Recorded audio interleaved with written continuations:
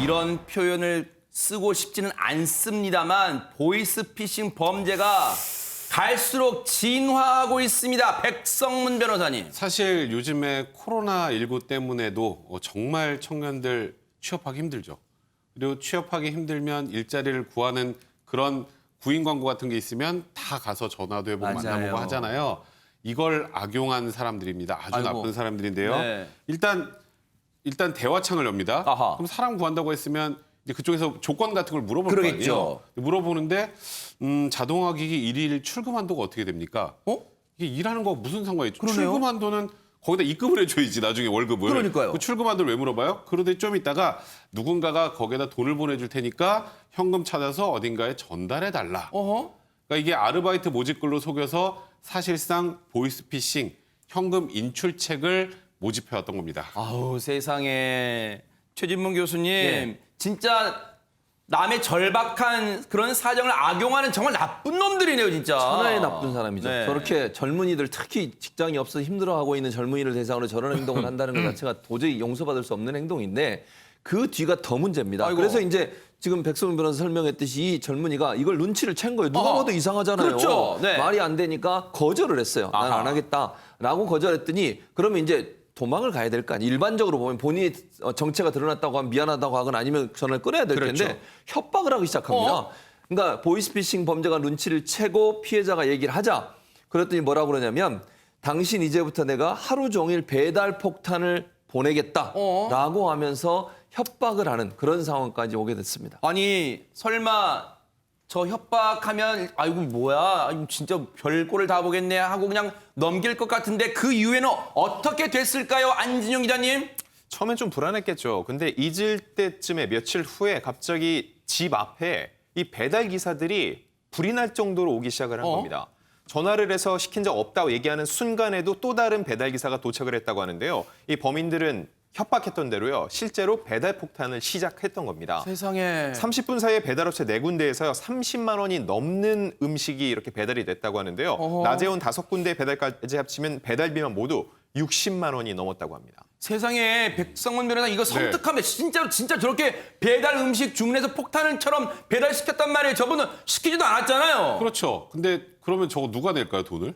진짜. 60만 원어치 배달이 왔는데 음식점에서는 주문이 왔으니까 가지고 온 거고. 그러겠죠. 근데 지금 피해를 본 저희 아르바이트 지금 응시했던 학생 같은 경우는 나는 시킨 게 아닌데? 그럼 시킨 게 아니면 일단 이 사람은 돈을 낼 필요는 없습니다. 물론 굉장히 번거롭고 이런 과정을 거치겠죠. 그러면 결국은 음식점이 피해자가 되는데 어쩔 수 없이. 그래서 결국 음식점에서는 신고를 해야 될 거고요. 네. 신고를 하면 만약에 이 지금 보이스피싱 모집하던 이 사람이 검거가 된다면 이 사람에게 음식 배달비 같은 건 다 받아야 되는데 네. 그게 현실적으로 쉽지 않다라는 점이 지금 큰 문제인 것 같고요. 아우 세상에. 정말 걱정이 되는 건 뭐 다음에 설명 나오겠습니다만 어떻게 이 지금 청년의 주소까지 알고 있었을까요? 그러네요.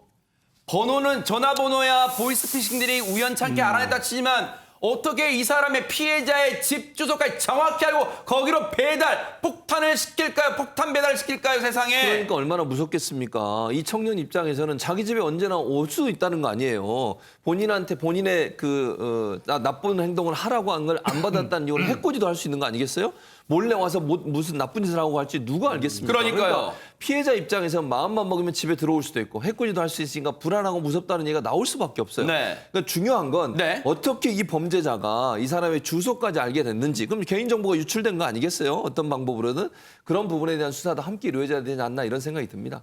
아니 그러면 이분은 경찰에 도움을 요청하지 않았을까요? 양재민 변호사님. 경찰에 도움을 요청을 했습니다. 아하. 실제로 이제 신고를 하기도 했다라고 하는데요. 네. 근데 이제 가족까지 이제 얘기를 하면서 이제 협박을 해오니까 이 피해자가 나 신고했다라고 이제 얘기를 합니다. 그런데 그런 모습에도 아랑곳하지 않고 그럼 신고 얼마든지 해봐라 라면서 세상에. 굉장히 오히려 더 당당한 모습을 보이고요. 오늘도 신고하고 내일도 신고하고 계속 신고를 해라 라면서 적반하장의 태도를 보입니다. 지금 보세요. 놀리고 있습니다. 김복준 의원이 네. 보이스피싱 범이 오늘도 신고했어요. 내일도 신고했어요. 아주 비아냥거리고 지금 조롱하고 있습니다. 아니 어떻게 저럴 수가 있어요? 뭐 잘 아시겠지만 그 보이스피싱 자체가 이제 그 해외에 서버를 두고 있으니까 이 경찰의 어떤 검거율이 많이 떨어져요. 한 32%에서 40% 미만이거든요. 그래요? 그리고 이제 그러다 보니까 본인들도 절대 이제 검거되지 않을 거라는 자신을 갖고 하는데 그렇지만 저렇게 떠들고 그 다음날 바로 검거되는 수도 있어요. 아하, 네. 지금 수사는 여전히 지속되고 있다는 거고요. 네. 문제는 이제 보이스피싱입니다. 우리가 당하지 않아야 되는데 네. 보이스피싱 얼마나 당할 것 같습니까? 우리 돈이 얼마나 새 나갈 것 같습니까? 2017년부터 한 19년까지 사이에 한 3년 통계 내보면요. 네. 1조 한 3천억 정도 돼요. 세상에. 이게 우리 돈이 지금 어떻게 보면 해외로 그러네요. 본의 아니게 빠져나가는 이런 일이 있거든요. 네. 그래서 절대 피해 안 당하시도록 애를 써야 되고요. 네. 우리나라 또 이 그 내국인이 거기에 가입돼 있기 때문에 우리 특유의 문화잖아요. 배달 문화. 이걸 아는 거예요. 안에서 그냥 마구잡이로 저렇게 시키는 그런 행태를 보이는 겁니다. 네. 어쨌든 이 금전적 피해는 입지 않았다 하더라도 지금 불안에 떨 수밖에 없어요. 이분요. 경찰이요.